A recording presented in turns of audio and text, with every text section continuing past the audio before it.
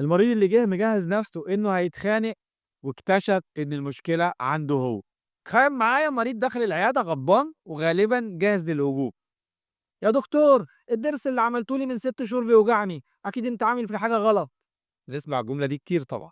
ولمّا المريض يبقى متعصب أول خطوة مش الكشف، أول خطوة هي تهدئة الأجواء. قعدته وقُلت له قبل ما نقول مين غلطان، تعالَ نفهم اللي حاصل. أنا وأنت فريق واحد مش خصمين.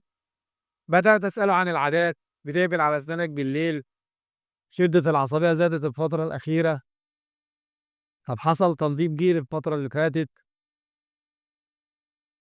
طب بتاكل على الجنب ده أكتر من الجنب التاني، الألم بييجي بإيه؟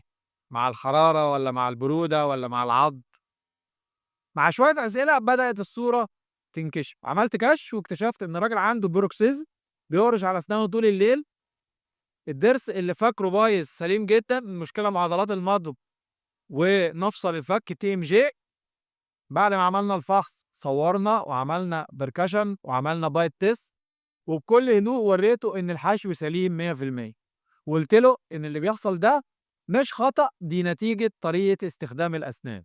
المريض بدل ما كان جاي يتخانق ابتدى يستوعب، وهي دي اللحظة اللي لازم الدكتور يعرف يديرها، تحويل الغضب لفهم والفهم لثقة.